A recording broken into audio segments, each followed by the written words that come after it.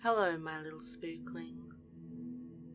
Today I will be reading a story by Nathaniel J Nelson called My Thoughts on Mackenzie Weaver. I've been looking forward to this and I hope you enjoy it too. My thoughts on Mackenzie Weaver. I'm not going to tell you what to believe about Mackenzie Weaver. At this point, I'm not even sure what I believe. I'll just tell you what I've heard and what I've seen. Then you can draw your own conclusions. Maybe you even know something I don't, and you can help me figure it all out.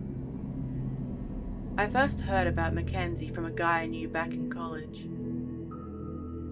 I won't use his name here for, let's say, certain reasons. I didn't really like to talk to him a lot. He wasn't the kind of guy that's easy to have a conversation with. But he was definitely the kind of guy who would know about conspiracy theories or urban legends. If you wanted to know about that kind of thing. I never did. Really, but he liked to tell me anyways. I think we were sitting in the cafeteria, or it might have been in class one day before the teacher showed up. Either way, he leaned over to me and asked if I'd ever heard of Mackenzie Weaver. I said no, but I was already groaning on the inside. It was always something with this kid, usually some tall tales about Stonehenge, or Elvis, or that airplane disaster. Nothing that quite fit with reality. I didn't listen very hard that day, but I got the gist of the story. Mackenzie Weaver was some girl who murdered a lot of people in her high school in Wyoming. The cops killed her when they showed up, but here's the kicker. People say they saw her up and about after the fact. I know. My first thought was that he was trying to pull a real-life chain email on me. Forward this message to 20 friends or Mackenzie Weaver will kill you in your sleep. I think I might have said that to him, but maybe I didn't. This was a while ago and I drank a lot in college. Either way, I ended up brushing him off, cause the probably made up story of some girl going crazy and killing her classmates didn't seem that interesting to me.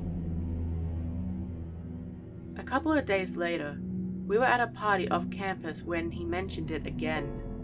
I was just trying to have a good time, smoke a little weed, let off some steam about finals. But he started yanking my ear for this urban legend I didn't care about. He went off about how Mackenzie Weaver had come back from the dead to finish the job, and how she was killing people from her old school. Eventually I got pretty annoyed and told him that even the non-supernatural parts of his story didn't make sense. Like, if a girl had shut up a school, even in some Pondunk town no one had ever heard of, it would have been on the news. And I didn't remember ever hearing about a female school shooter. You can call me a pussy for this, but honestly, what he said next sent a chill down my spine. It's not anything supernatural, so I guess I didn't have a reason not to believe him. He told me that Mackenzie's murder spree hadn't been a big deal in the media, because it couldn't be twisted into a bait about gun control. She had killed her classmates with a sword. After he said that, I suddenly didn't feel like partying anymore. I went outside to have a cigarette, and the guy followed me. I didn't admit it to myself, but I was kind of glad he did. I guess I wanted to hear more about Mackenzie Weaver. Even if I didn't believe everything he was saying. He said that Mackenzie was some random girl from a small town, completely normal, never hinted that she was going to kill anyone. I had originally guessed that Mackenzie was bullied, or brutalized, or molested, or anything else that can make people snap. But, according to my friend, she was just this kid. She had a few friends, even a boyfriend. Her parents were still married. I asked my friend how he knew all these details. And he said he'd gotten them from someone who had gotten them from Mackenzie's old classmates. I didn't know if that meant the story had been changed or diluted through the grapevine, but my friend promised his version was accurate. Apparently a few factors went into Mackenzie being virtually unknown. Part of it was that she was from a small town. Part of it was that her parents tried to hush it up. But I think the most realistic explanation was that she was 17 when it happened. She wasn't a legal adult, so they didn't release her identity to the press, even after she was killed. According to my friend, conspiracy theorists, basically people like him, started talking about Mackenzie the year after she had died, when a few people turned up murdered around a college in Maine. It was hundreds of miles from where she had lived. But one of the people who had died turned out to be her old boyfriend, and he was killed with a sharp weapon. I told my friend that couldn't really have happened, and he promised to get me a digital copy of the newspaper article. He later told me that the article wasn't online anymore because the college had demanded it get taken down. It seemed pretty awfully convenient at the time. So that was the story. Some girl kills her friends with a sword, gets killed by police. A year later, her boyfriend and a few other people get killed by an unknown murderer with a sword. Sure, it's suspicious, but is it enough to make me believe that Mackenzie Weaver had come back to life? So that was the story. Some girl kills her friends with a sword, gets killed by police. A year later, her boyfriend and a few other people get killed by an unknown murderer with a sword. Sure, it's suspicious, but is it enough to make me believe that Mackenzie Weaver came back to life? Not really.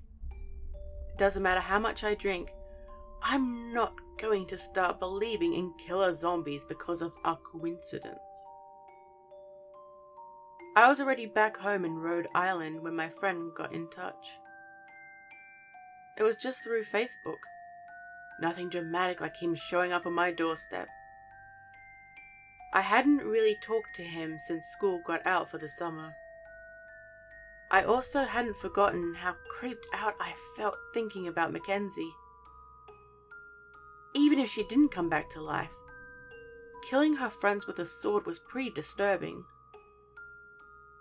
One day I even searched for her online, but I didn't really find anything besides a thread on some supernatural support website where they claimed Mackenzie had come from somewhere in Ohio, right before some young guy was killed. This freaked me out for a second. Then I remembered there was absolutely no proof that whoever wrote this thread hadn't just made it up. Anyways, when my friend messaged me, it was about a new development in the story. According to a rumor passed around Mackenzie's hometown, she had actually been pregnant when she snapped.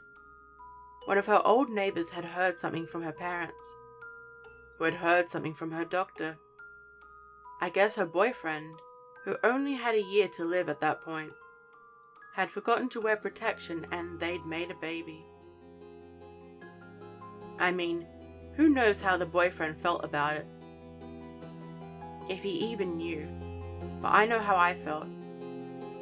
It was just a rumor that was part of a story I only half believed. But I felt like I was going to throw up when I read my friend's message. She was a mom.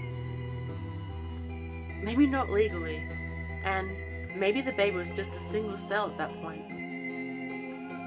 But the idea of a pregnant girl killing people and getting killed herself was too much for me to handle right then. I didn't want to keep thinking about Mackenzie. But something kept me glued to my computer screen when he told me about another rumor that had come out of Maine killings. A couple of people claimed they had seen a girl with long blonde hair, which is what Mackenzie had, he assured me, wandering around town wearing a mask. The mask part was almost enough to make me go back to not believing. But I heard him out. There was something called a tank splatter mask. French tank operators wore them during World War I. Unlike Mackenzie Weaver, tank splatter masks did get me some results online. They were made out of leather and had these slatted eyes, while everything under the nose was covered in chainmail. I guess they were used to deflect shrapnel while operating tanks. No apparent connection to Mackenzie, but I have to admit, if I was a serial killer, I'd wear one too, just for the aesthetic. Maybe I sounded like a little kid, and I guess it was weird I got this emotional online, but I wanted to know. I asked my friend if he was serious about Mackenzie Weaver, if he, specifically, believed she had come back from the dead. He told me he didn't know, which was probably the most down-to-earth thing he had ever said. But he ruined it by admitting that the thought terrified him. I tried to ignore the weird, scared feeling I got whenever we talked about Mackenzie, and tried to go on my summer vacation. At one point I went out with some friends while they were trying and failing to pick up women. They wanted me to join, and I wanted to join too. I've always been pretty good with women, but for some reason, every time I looked at a girl, I pictured her wearing one of those terrifying masks, wielding a bloody sword, with an undead fetus kicking in her stomach. More than a couple of nights I ended up lying awake, telling myself how fucking stupid it was to be scared of something that couldn't have been more than an urban myth, like the adult version of a campfire story. But the more I thought about it, the more sense it seemed to make. People came back to life all the time, didn't they? Some medical procedures even involved stopping patients' hearts and restarting them a while later. That was technically death and rebirth. So maybe the details of Mackenzie's demise were just exaggerated. Maybe she had died. Maybe she hadn't. Maybe she was still out there. Maybe she wasn't. For some reason, the most common occurring thought I had was about Mackenzie and myself. I kept picturing what I would do if I ever met Mackenzie, or if she had any reason to kill me. All the theories regarding her boyfriend made it seem like she was only out to get those classmates she didn't kill while she was alive. But what if that wasn't the rule? What if she showed up at my house one day and stabbed me through the heart? What if she showed up at my house one day and stabbed me through the heart? What if she was out on some random killing spree to make others suffer for her own death and the death of her unborn child? I hate to admit it, but that was around the time I started sleeping with the lights on. My friend and I talked about Mackenzie a lot. It was like a drug. I knew it was bad for me to keep thinking about her, but somehow I couldn't stop. I wanted to know more. There weren't many details to know, but what there was, I wanted. Then, one day, he appeared at my house. It was late at night, and I was laying awake with a single lamp on, giving just enough light that I wasn't mortified that someone would appear in my room. I heard a small plinking sound and felt my heart jump out of my chest. I told myself it was just an animal or something in the house. And I had almost convinced myself when the sound came again. Then a third time. Then a fourth.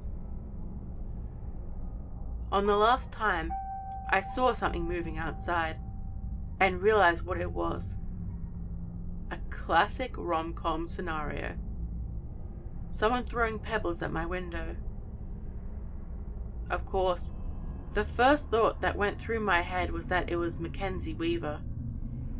He had to kill me for some goddamn reason or another. I ran through every possible outcome in a split second, before finally telling myself it was probably a regular person down there. I was pretty surprised to see my friend out the window. I couldn't remember where he was from, if I ever even knew, but I'm pretty sure it was far away. I also couldn't see how he'd known which room was mine. But I'm guessing it's because I had the only light on in the house. I whisper-yelled down to him, asking what the hell he wanted at 2 in the morning. He whisper-yelled back that I had to come down, and that it was urgent. I shut the window and went downstairs, trying to keep quiet. Every split second, I had a new Mackenzie-related theory about why he was here. When I got outside, I asked him what was going on. He told me I had to come with him and not to ask questions. We walked a few hundred yards down the road to where he stashed his car and got in. My parents were pretty relaxed people. They wouldn't explode if they knew I was gone. Anyway, my curiosity was the most important thing right now. We were cruising through the neighborhood, just about at the speed limit. I remember it being really quiet out. It felt almost supernaturally quiet. I asked my friend what was going on, and he asked me if I believed in Mackenzie Weaver. I swear I felt my heart skip a beat. I already knew this about Mackenzie. I could feel it in my gut. But when he said her name, well, it was the first time in months I had heard it out loud.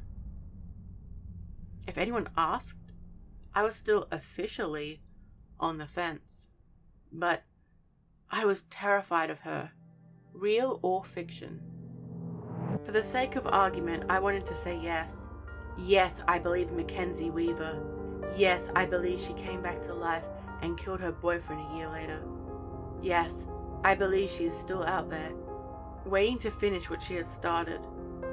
But what actually came out of my mouth was more of a, I don't know. My friend nodded. He looked disappointed or sad or something I couldn't read. It made me feel regretful for some reason, as if I said something insulting to him. I suddenly wanted to lie and make him feel better. I had to remind myself that half a year earlier,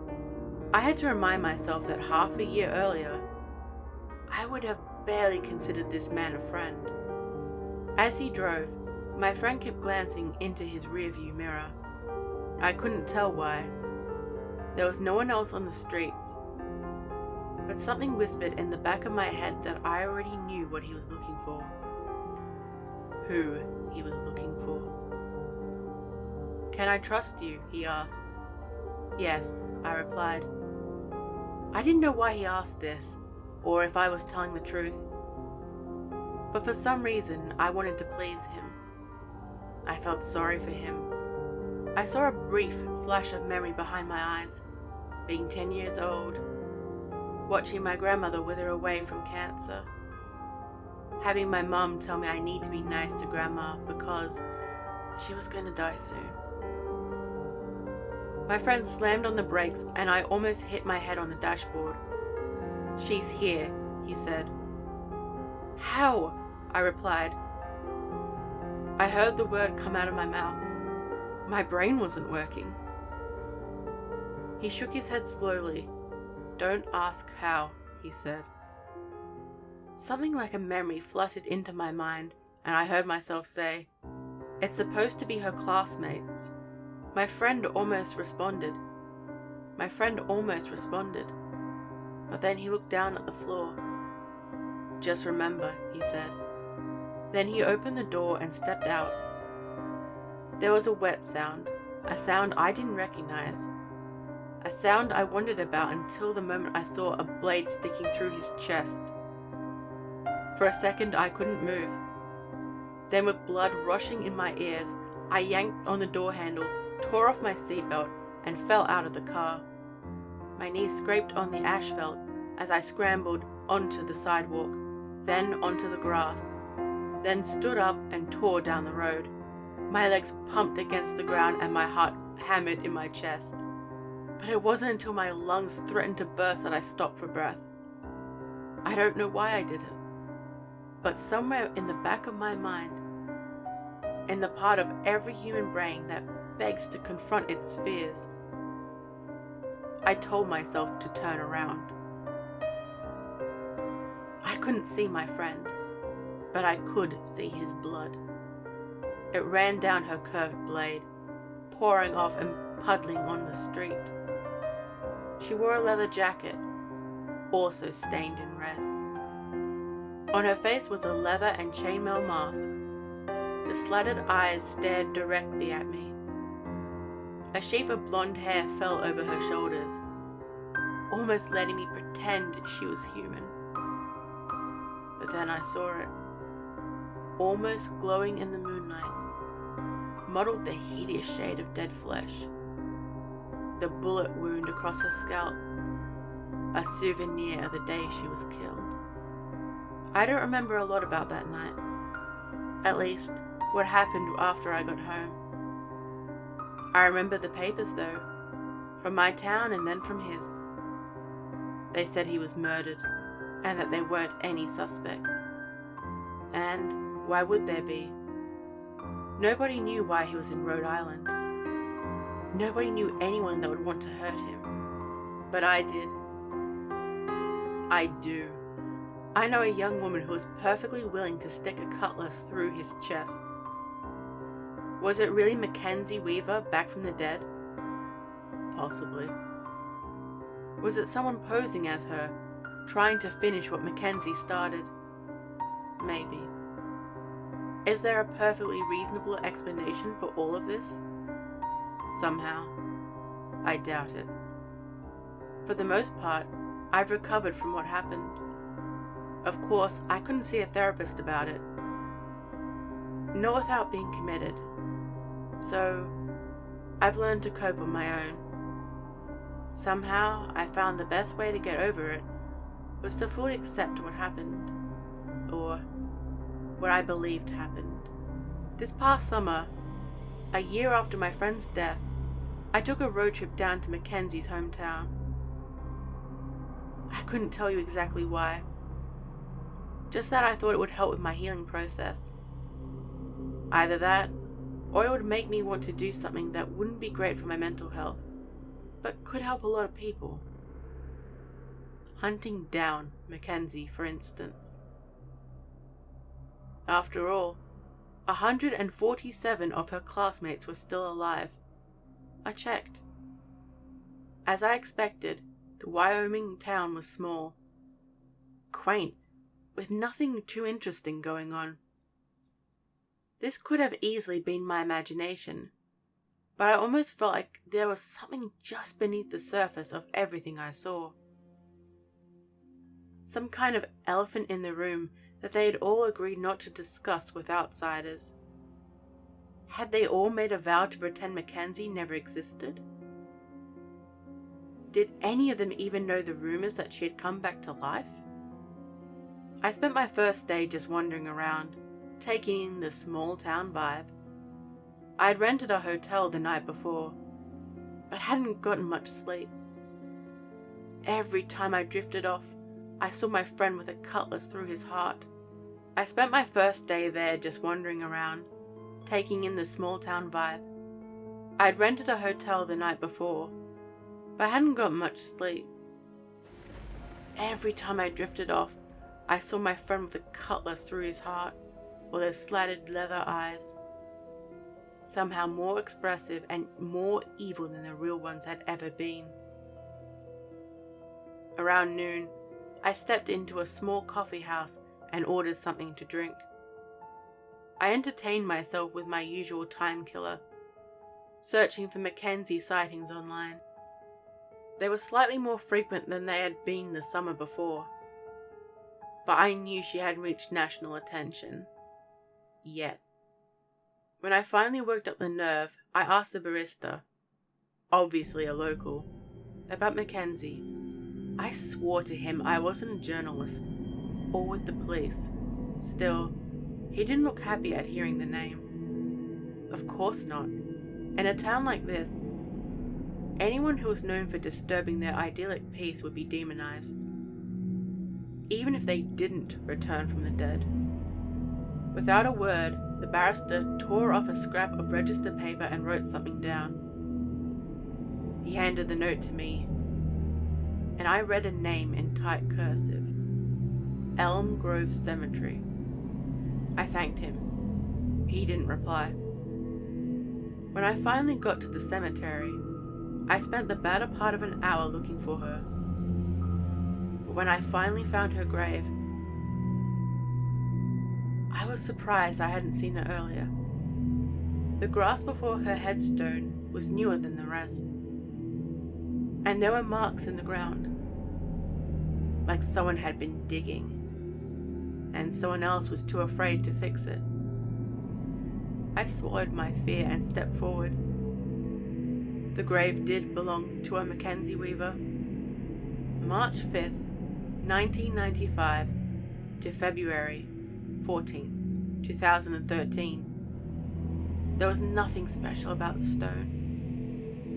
Nothing that indicated magical powers to raise the dead. What made me crouch over either a dead body or an empty casket were the words, written in rough, spray-painted letters across her headstone. I don't need to paraphrase here, because the following lines have become more ingrained in my memory than my own name. Though the grave couldn't keep her, and her soul wouldn't leave her, we still hear the cries of Mackenzie Weaver. Though some would forget her, while others still grieve her, there's proof in the blade of Mackenzie Weaver. My warning to you, don't forget, but believe her. You'll all be prey of Mackenzie Weaver. So what did you think of the story?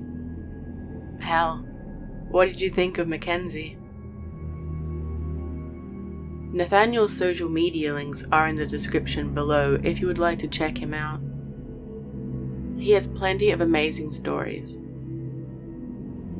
Let me know if you would like me to read more of his stories in the future. Make sure you check out my Patreon and my merch store.